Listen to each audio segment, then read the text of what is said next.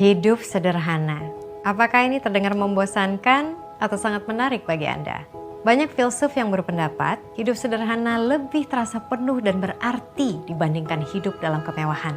Dengan mengkonsumsi lebih sedikit, kita jadi hemat uang, energi, dan waktu. Sesuatu yang sangat berharga dalam hidup.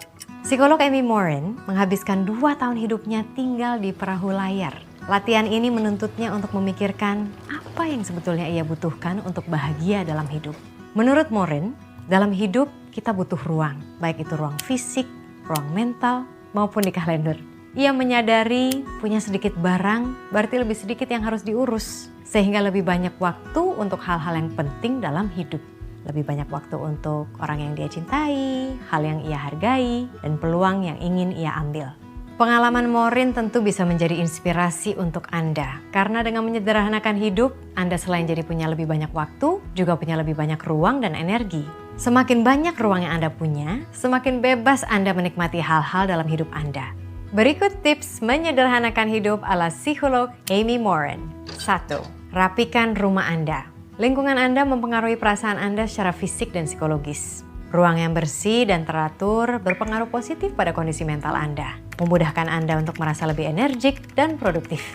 Anda juga bisa coba menyumbangkan barang yang tidak Anda butuhkan. Ringan rasanya ketika punya sedikit barang yang harus diurus. 2. Singkirkan kebiasaan mental yang buruk. Contoh kebiasaan mental buruk, memikirkan masa lalu, menyesali terus-menerus. Nah, bersihkan kekacauan mental dan tidak perlu melibatkan diri dalam obrolan yang tidak perlu. Ganti dengan kebiasaan berpikir yang lebih sehat seperti rasa syukur, welas asih, dan self-talk atau diskusi dengan diri sendiri secara realistis. 3. Singkirkan orang-orang beracun dalam hidup Anda. Menetapkan batasan yang sehat itu penting. Belajar untuk mengatakan tidak dengan ramah namun asertif. Pilih-pilih orang di sekitar Anda. Jaga hubungan dengan mereka yang membuat Anda maju dan selamat tinggal kepada mereka yang membuat Anda mundur. Ini memberi ruang bagi mereka yang benar-benar berarti dalam hidup Anda. 4. Atur uang Anda dengan bijak. Buat anggaran dan tetapkan tujuan pengeluaran yang jelas. Anda jadi nggak mudah terjebak perilaku belanja impulsif yang ujungnya hanya memenuhi rumah dengan barang yang sebetulnya tidak Anda perlukan. 5. Ambil kendali atas waktu Anda.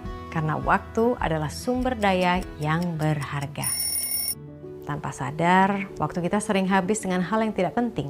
Friedrich Nietzsche mengatakan, manusia masuk 2 kategori, budak atau manusia bebas. Siapapun yang tidak punya 2/3 harinya untuk dirinya sendiri adalah budak. Siapapun ia, apakah itu negarawan, pelaku bisnis, atau sarjana. Bagaimana kita menjalankan hidup itu memang pilihan masing-masing.